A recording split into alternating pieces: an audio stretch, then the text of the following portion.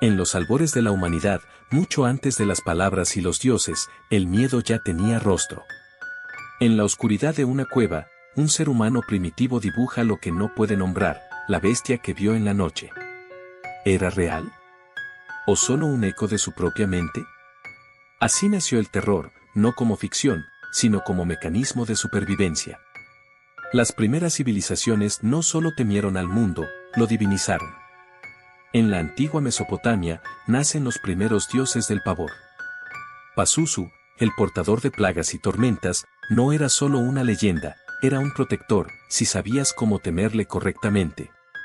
En Egipto, el terror tomó forma de juicio. Para los antiguos, el alma debía pasar pruebas escalofriantes tras la muerte. ¿Qué es más aterrador que el castigo eterno?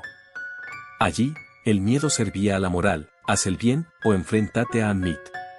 Durante la Edad Media, el terror se institucionaliza.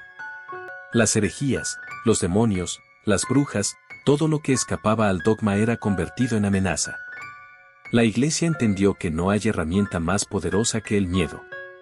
Y lo usó como arma. Con el siglo XIX, el miedo se reinventa en la literatura. Mary Shelley, Edgar Allan Poe, Bram Stoker, ya no solo tememos al demonio, sino al hombre. A la ciencia desbordada. A la locura. A nosotros mismos. El gótico eleva el horror a arte. Vampiros, espectros, castillos malditos. Ya no basta con morir, hay que regresar del más allá con estilo.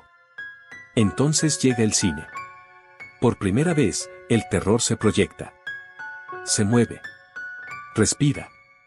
Nosferatu, el gabinete del Dr. Caligari, los monstruos aprenden a habitar la pantalla. Y el espectador, a mirar sin poder parpadear. Pero el siglo XX trae horrores reales. Auschwitz, Hiroshima, Vietnam. Ya no necesitamos monstruos ficticios. Nosotros somos el miedo encarnado. La humanidad se convierte en su propia pesadilla.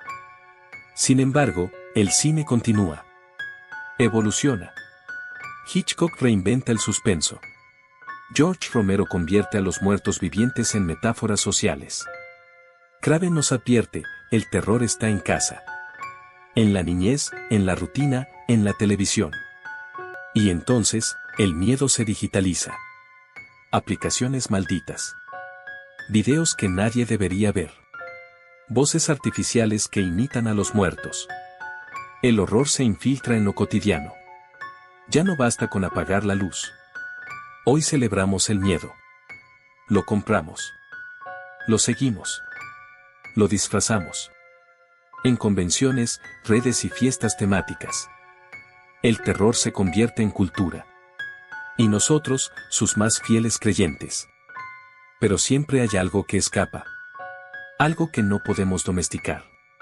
Un miedo primigenio que aún nos observa desde la oscuridad. Y Desville, 1848. Dos hermanas dicen escuchar golpes. Dicen que hablan con un muerto. El mundo se divide, escépticos y creyentes. Y mientras unos dudan, otros tiemblan. Así nace el espiritismo moderno. Europa no tarda en contagiarse. Sesiones oscuras, mesas giratorias, médiums en trance. Científicos y aristócratas buscan hablar con los muertos. El terror ya no es algo que se huye, es algo que se invoca. Y a veces, lo inexplicable se manifiesta. Fotografías de figuras etéreas. Objetos que se mueven solos. Presencias que no deberían estar. La ciencia intenta desmentir, pero no siempre puede explicar. Las casas comienzan a hablar. Susurros en la noche. Ecos de pasos. Apariciones. Borley Decteri se convierte en sinónimo de casa embrujada. Y la prensa lo convierte en espectáculo. El miedo, una vez más, se vende. Incluso los gobiernos se involucran. En plena Guerra Fría, Estados Unidos financia estudios psíquicos. El proyecto Stargate busca usar la mente como arma. No es ficción. Es paranoia institucionalizada. Surgen nuevas formas de contar el miedo, leyendas urbanas. Historias que viajan de boca en boca, sin autor ni final claro. La niñera que recibe una llamada desde dentro de la casa. El hombre del saco. El auto que sigue sin luces. Historias simples que todos creemos haber oído. Y entonces llegan los Warren. Ed y Lorraine. Demonólogos. Exorcistas. Testigos. Casos como Amityville, Annabelle, Enfield. ¿Verdad o fraude? No importa. Lo que contaron alimentó nuestra necesidad de creer o de temer. Con la bruja de Blair, el miedo toma otra forma, la realidad alterada. Una cámara temblorosa. Voces en la oscuridad. Lo que parece real, lo que se graba como accidental, es lo que más aterra. Y el miedo entra a Internet. Nace Slender Man. Una invención. Una historia más, que se convierte en obsesión. Y luego, en crimen.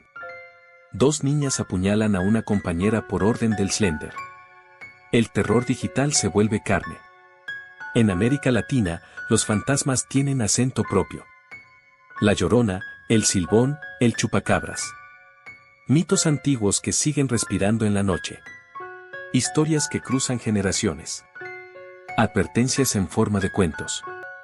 En Asia, el terror es más sutil. Más invisible. Más profundo. En Japón, lo que asusta es lo que no ves. Lo que no entiendes. Ringu, Huon, Audition. Aquí, el miedo no grita. Susurra. Y cuando te das cuenta, ya lo tienes dentro. Y en el cine moderno, el horror viaja hacia el interior. A la mente. A los traumas. Películas como Hereditary, de Babadook o Midsommar no tratan de monstruos, sino de heridas.